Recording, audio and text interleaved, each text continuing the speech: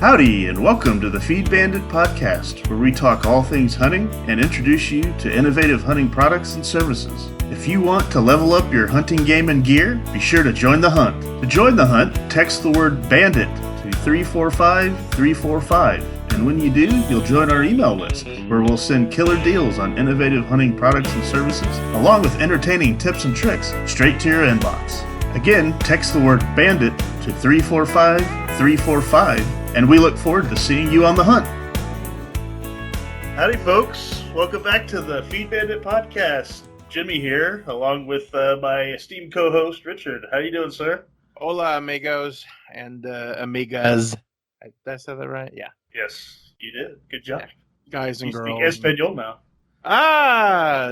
Yeah. Yeah, what's he saying? Yeah. I thought it was an S, but it's C. You're right.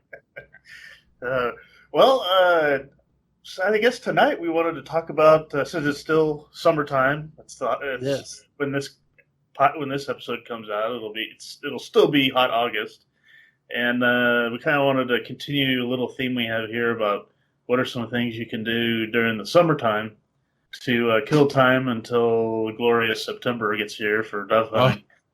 Yeah.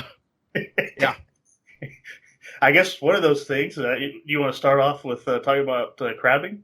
Yeah, for sure. Kind of I guess a tradition Yes. in your family, and Yes. I learned doing it with you Yep. down on the Texas coast. Yes. So it's fun.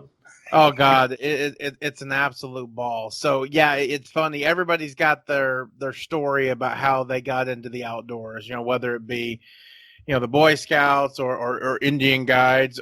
Don't want to be offensive by saying that. Or things of that nature. Sorry, there's some dude in an orange shirt looking at my house with his arms crossed. I wonder if he wants me to go box his ears. Interesting. Yeah, that's right, dude. Turn around. Yeah. Yeah, I'm a big tough guy behind a microphone. Anyway, sorry about that. So so when I was 5 years old, my grandparents purchased a house on Galveston Island on the west end, and my uncle and my dad would take us to do what they refer to as crabbing. And it's kind of funny now that I'm thinking about it. Now that we're talking about it, I'm not even sure where my dad learned to do it, but he may have done it when he was a kid. But for those who don't know, along all the coastal waterways, whether it be the Gulf like we are, so obviously Louisiana and Texas and Mississippi, Alabama, and then I think on the Atlantic as well. I mean, I definitely up in Maryland and really all the coastal plays and the bays and the marshes there, and at least in at least brackish water, you've got blue crabs, and God, they are just outstanding. And if you love crab meat, I mean, it's phenomenal. I actually prefer it.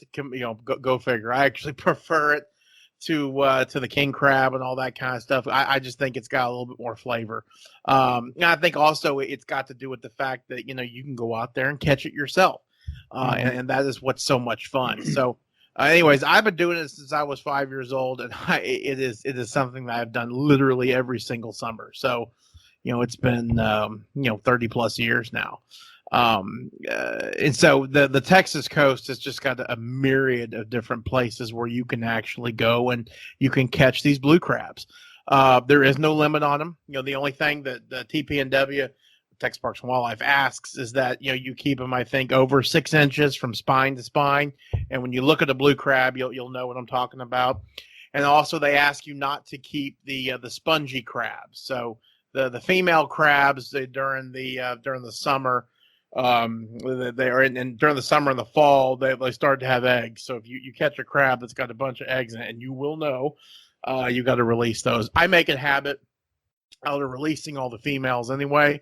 I think it's just kind of like shooting a hen, during turkey season. If it were illegal, I just don't do it. There's typically plenty of males around. So, I think the reason why it's so much fun is because it's really not all that difficult. All right. The crabs are incredible survivors. Okay. And they're very good at, hunting out, seeking their food. Okay. And they're, the crabs are not really a predator.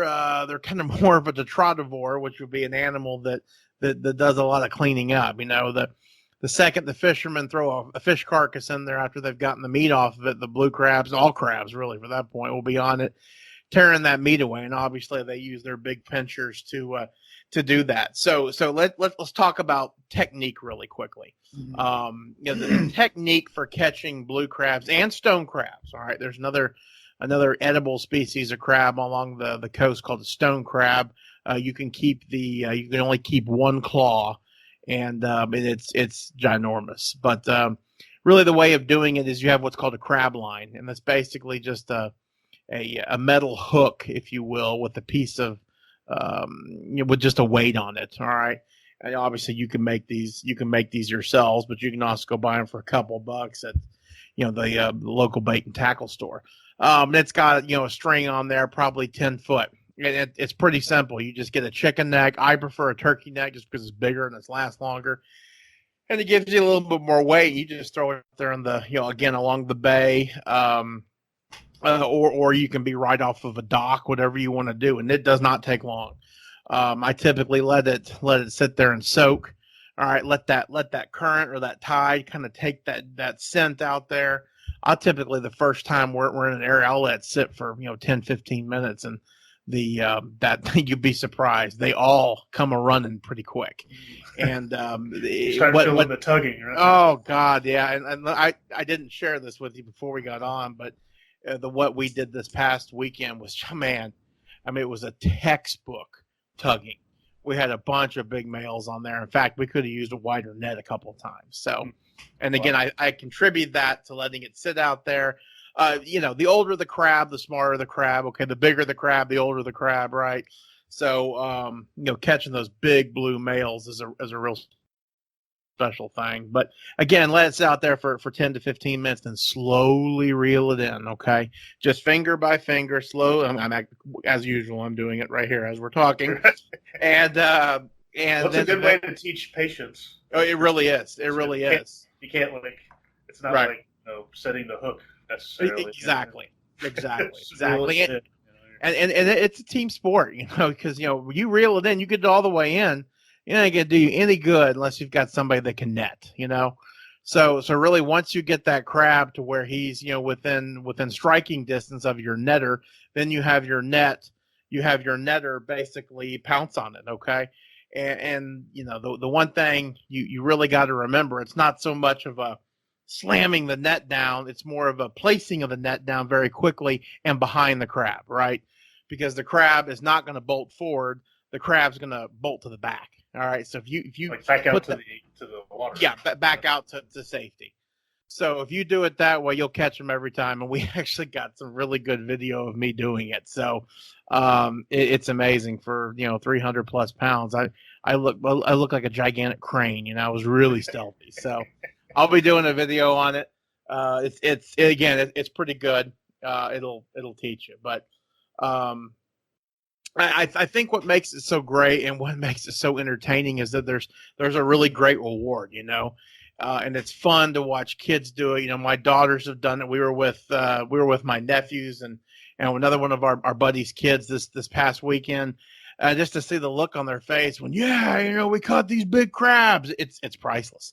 And of course, their very next question to me is, hey, when are we going next year? So it's a lot of fun, obviously catching them. And then, of course, just being out there in the, on the coast is a lot of fun. Where we go to San Luis Pass, which is basically west of Jamaica Beach on the Gulf Freeway, where they call the Blue Freeport Highway, whatever it is. It's right before you get to the San Luis toll bridge. Can't miss it. You can exit the highway there. And you can make your way either to the ocean side or to the bay side.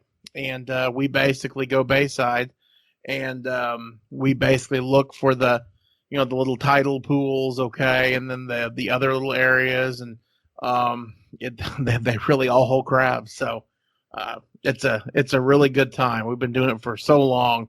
Not to mention the fact they taste great too. Crab meat is not cheap.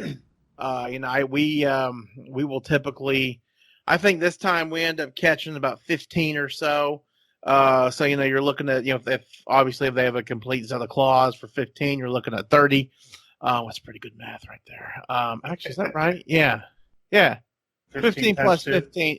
15 plus 15 is still 30, right? As far as I understand it. Okay. I don't know as much change. Webster's dictionary changes a lot, so I didn't know. I don't know. I'm recording from Oklahoma, so they may do it a little different up here. Well, they might. Well, I remember their beer is less. Anyway, we can talk about that later. But yeah, it was always fun. Also, at the end though, it was doing the boil. Yes. Yes, for sure.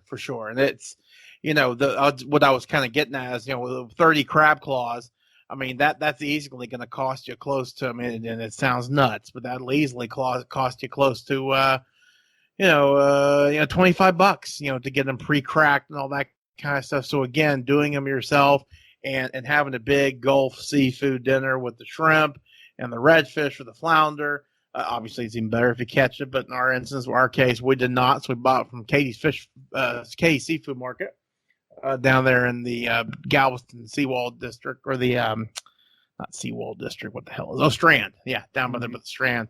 It is a lot of fun, and so we end up taking the kids with us down there to the fish market, to get our supplemental crab. Okay, and then we got some shrimp and some fish. And it's really kind of surreal to them, because half the time the turds don't even know. They're just like, "Where's my dinner?" And it magically shows up. But it was really cool for them to see. Hey, this is how it goes. Boat comes in, boat drops off. People coming by. So it's again, it's kind of a life lesson. Puts everything in perspective. So, but it's not, the boat doesn't just come in. I mean, those guys have to catch that stuff early in the morning. Yes, they do. Oh yeah. They're out there. They're out there for a long, long time. In fact, the Texas shrimping season. Well, I think it's been open for a couple of weeks, but that night it was fun to watch the shrimpers out there doing their thing with their getting ready for the next morning. So, well, that's something I could never do. That would be a shrimp. Oh yeah, oh no. I have never in my life met anybody who has less of a tolerance for boats than you. That is unbelievable. In fact, if this feed ban thing doesn't work out, your day job doesn't work out, I really think you could be the spokesman for Dramamine. I mean, right. Oh, God. Yeah, it's those 2 times we went deep sea might be the most miserable times I've ever been. Ever been in my entire life. Yeah. Oh, it's unbelievable. We were 9 hours at sea. 9 hours, and Jimmy's blah until he has got nothing left. But and the second we hit shore, he cracks a beer. Step back on the. That's right. How you could move the next morning? You're ripped. Your stomach must have been ripped. I mean, muscles from 9 hours of fierce dry heaving. Right. Of course, the first time a couple does it, because dry heaving is hysterical to me. I was laughing so hard. But then, speaking of dry heaving, though. Yeah. Then 2 hours. What? Yeah, go ahead. No, go ahead. No, I was saying then 2 hours into it, I was like, I feel really bad for him. Yeah, thanks. I thought I was gonna die, but yeah. Here I am. But no, speaking of dry heaving, you just made me remember something along the lines of chicken necks and turkey necks. Remember going down there to the house after Hurricane Ike? And the house not having electricity for a week? Oh, God, yes. So my family's beach house was right there on the beach. Still is. How it survived, we don't know. Ike, 2008, came and pummeled it, right? And so it was 3 or 4 weeks before we could actually even get on the island. In order to get on the island, you had to have a utility bill. I've never seen devastation like that in my life. It's truly surreal, where you just you couldn't say anything because you just don't. You don't know what 40 feet of people's possessions from all their houses look like stacked along the side of a road. That wasn't done mechanically; it was done by the storm. It was just crazy. Well, also just all the mounds of sand, yes, how quiet it was, because there just wasn't really many people there. Right. They hadn't gone back yet. Right.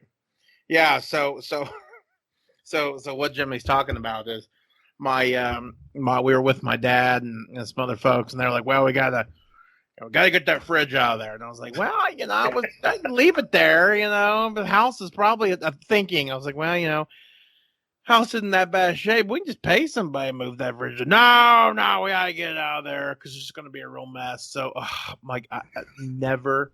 So my father has no sense of smell. I mean, his sense of smell is shot, and it's got to be from all the allergies and just I guess generally getting older. So he opened, he opened, God, he opened that side by side, and it is like a baseball bat to the face, and this gray thick liquid came out, and it was just it was deteriorating.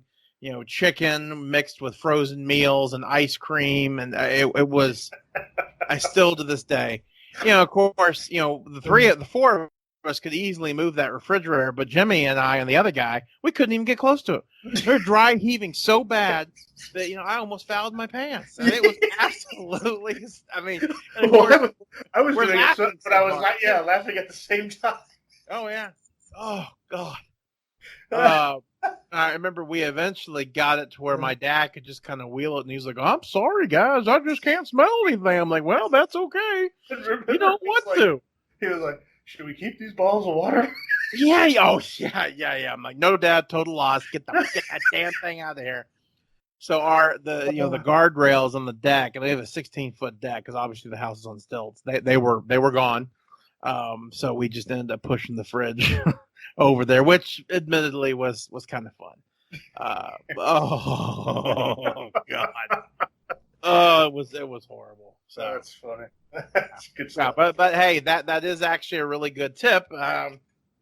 Chicken spoils. Okay.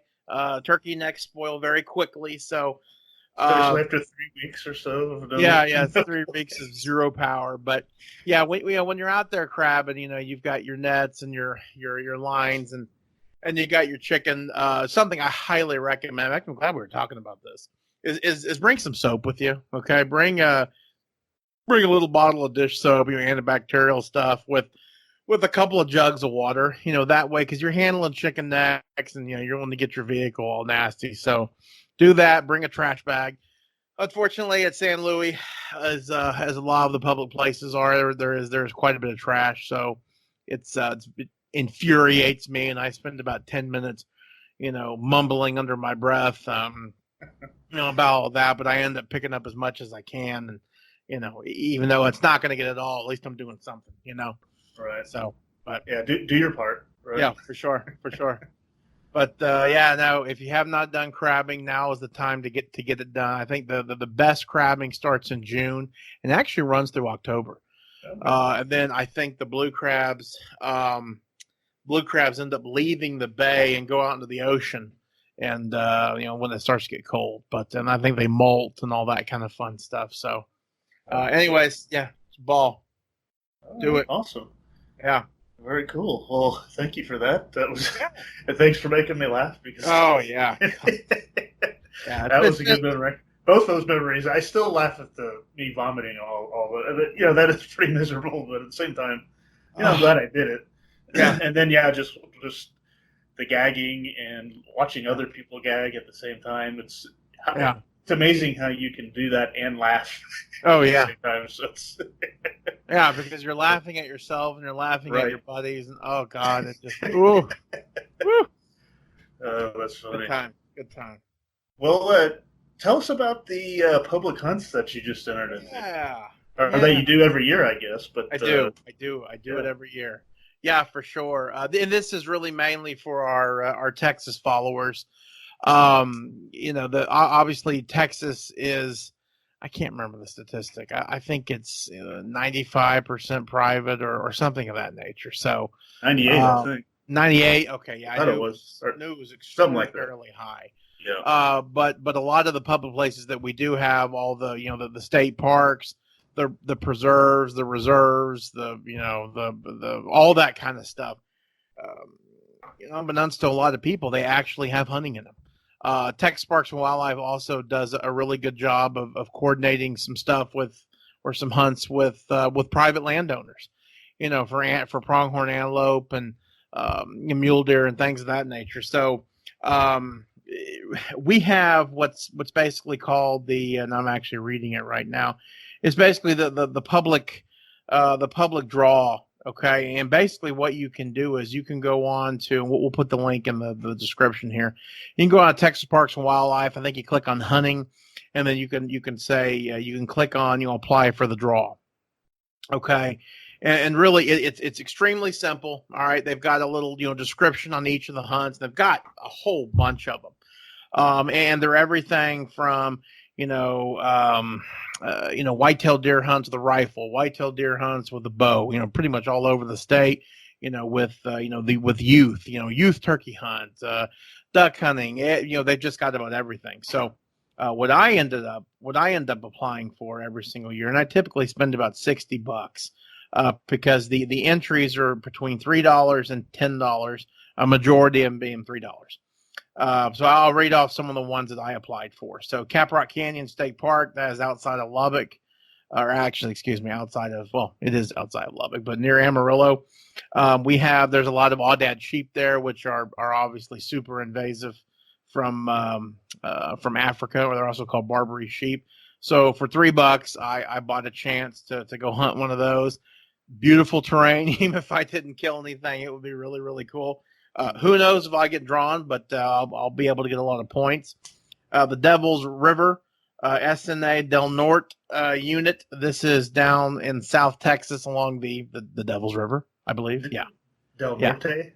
Yeah, Del Norte. Yeah. Okay. Oh, yeah. Okay. It's okay. So the reason why I said that is because in Colorado they call it Del Norte. And I was just, sorry. Okay. Same spelling. It's like Lano and Lano, Right. So on the Devil's River in Del Norte, they've got aoudad. They actually have some elk too, so that would be pretty cool. The Elephant Mountain Wildlife Management Area, that is in our mountainous area of the state of Texas, and I put in for a mule deer pass there, which would be really, really cool. Got real lucky. With my father, was able to shoot a mule deer in 2004 out there near Big Bend, which is again in our mountainous area, but it sure be pretty cool to get out there again. Garner State Park, that is down in the hill country, and that is for axis. Now for axis deer. This is really one of the more coveted locations, and the reason why is this. That state park in particular, and there's a lot of them are, but this one is overrun with axis deer. And you're basically allowed to shoot as many as you can possibly shoot. So if you get this tag, you are? Yes, like in one day or something? Or how does that work? Yeah. So you have like a period, like a time period? Yep. What is it, just a day? Or? I know. I think it's like a 2-day hunt. It's like an evening, morning. Yeah. Oh yeah. No, for sure. I need to enter this one. Is it too late? Oh yeah. No. Okay. It's not too late. The first drawing is in August 15th, and it's for the alligator. The alligator and the dove stuff comes first. Okay. So yeah, no, it's so easy to. But so anyways, I follow this one, and it seems like some of the guys on Texas Bow Hunter end up winning this, and man, it's one of my favorite live hunts to watch because these guys just stack up the axis deer. Wow. It's really cool. In fact, I think one guy ended up with like 5 in one day, which is that would be my dream. Oh, it would be. As you know. So, yeah. I got another one down here in South Texas, which is it's a Laguna at Atascosa, which is for probably nail guy, which is one of the bigger antelope species, not native to Texas, but basically should be. Does very well in South Texas. Got 2 private land hunts here in the Lipscomb County and Hemp Hill. These are the pronghorn antelope ones were $10 an entry. So I've got 3 of those. Another one in Porter County, or it's called the Porter County Ranch. I've got one there. Then looking through these, I've just got some more. a couple more mule deer. I tell you, one of the ones that I'm real excited about, and again, I've been doing this for 5 years, never won anything, but Yoakum Dunes, the Yoakum Dunes Wildlife Management Area, I believe, is in Lamb County, which is just going to be northwest of Lubbock. And if you don't know anything about that part of Texas, it's the sandhill country.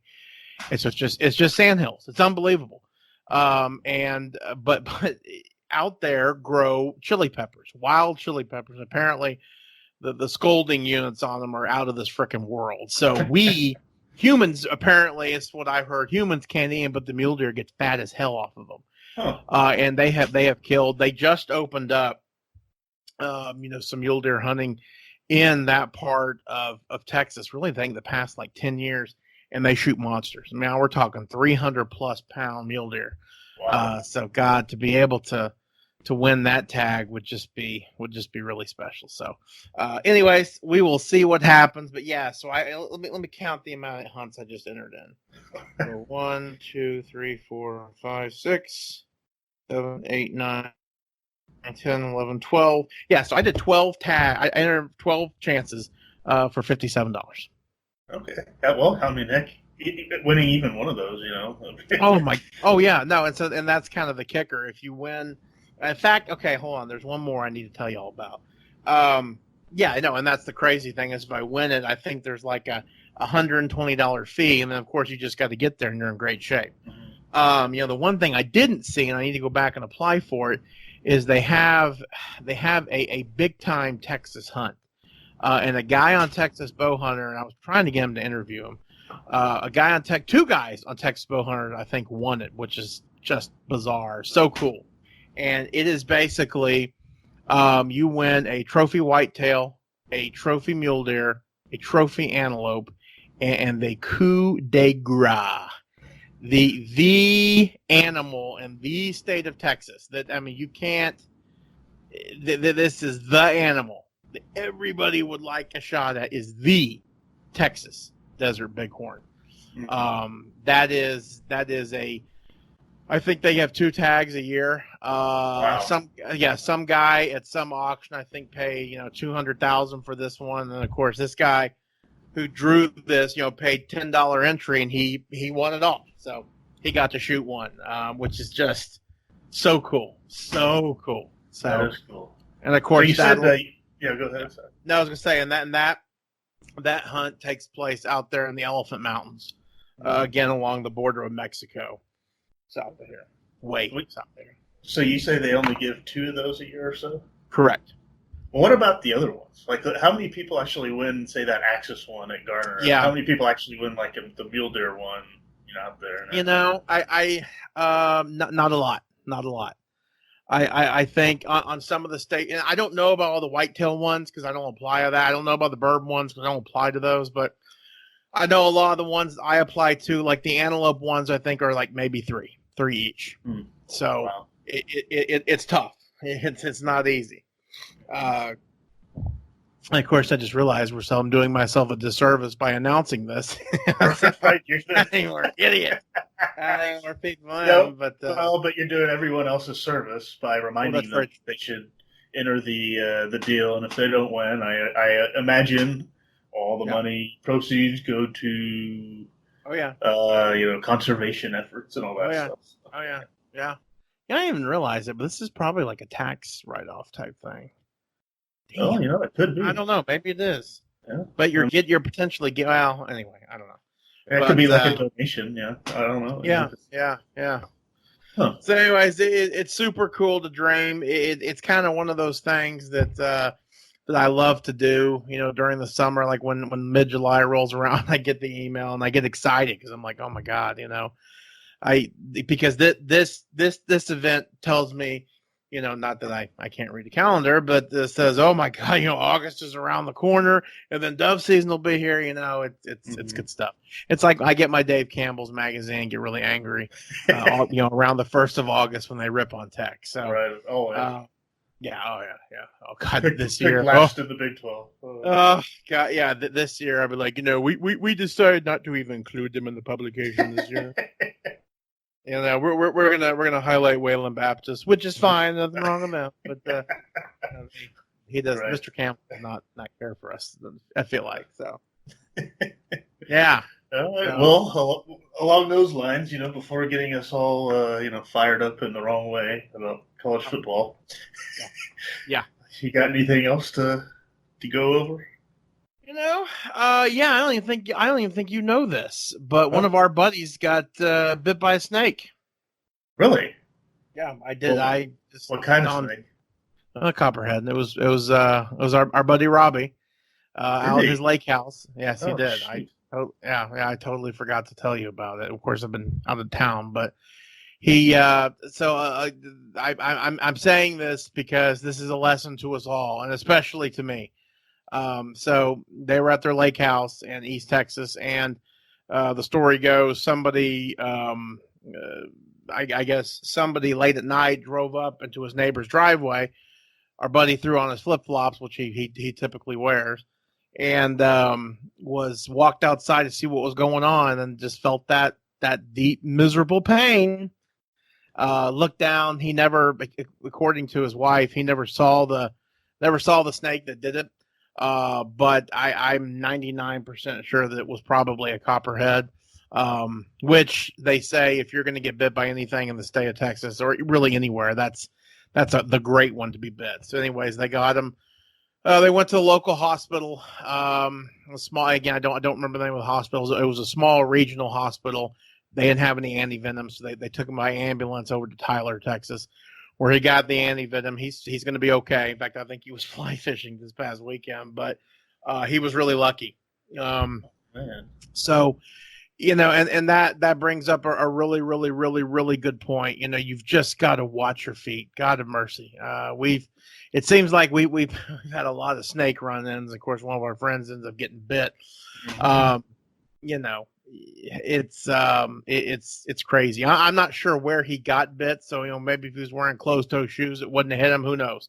I'll see if I can try to figure that out. But, something to think about is, if you're going out to your property, your lease or whatever, if you've got, well, no, you make the time to kind of come up with a plan, not only for an emergency, such as like a heart attack, God forbid, or something of that nature, but also for a snake bite Yeah. for you and your dog if you hunt with a dog. You need to have a plan so that way there's no, oh, hey, where do we go? Um, and I'll tell you, not all the hospitals have got the antivenom. All right, now if you're near a major town, okay, like in this case in Texas, if you're near Kerrville, if you're near Abilene, Tyler, okay, Dallas, all right, obviously those facilities are probably going to have the antivenom. But if you're out there really in the boondocks, they may not have it. So just kind of make a plan. Because man, if it can be really, really bad. I actually sat next to a fella uh, on the plane one time. We talk about random, and we were going like to Seattle, or no, we were coming back from Seattle, and he was a good old boy, and we were visiting because we had 5 hours in the air, misery, and we were plastered together, and noticed he was missing a digit or two on his right hand. And we got to talking, and I don't even think I've told you this, but it ends up that he's got he grew up right near Rancho Pandito, and when he was a young man, he got bit by a rattlebug, and he went into one of the smaller regional hospitals there.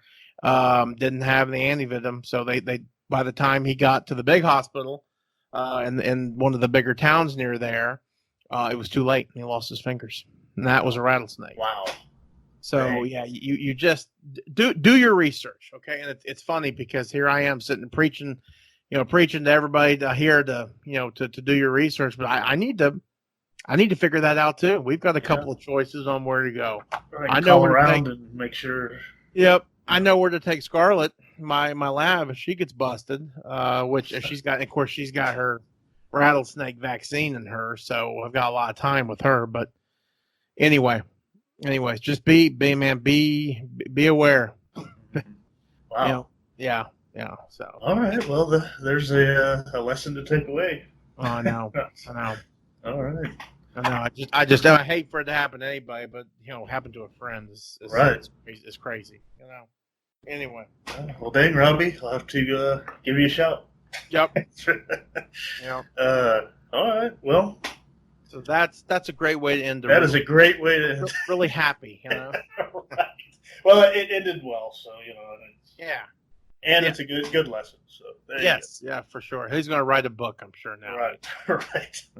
50 pages, The Snake in Me. Literally. Yeah. The snake in me, right? So. All right. Well, cool. Any other good stories? I don't know. Is there anything else I forgot to tell you? Oh, we landed on the moon. I didn't know that, but apparently we sure. did. Yeah, sort of got. Okay. Yeah, it's all me in the newspaper a couple days ago. Okay. Yeah, pretty cool. Awesome. All right. Well, no one cares about that. So no, we'll end that. No, definitely not. If I become president, I'm probably going to cancel NASA. And there you go. At libraries. Anyway. Library. Mm-hmm. All right. Well.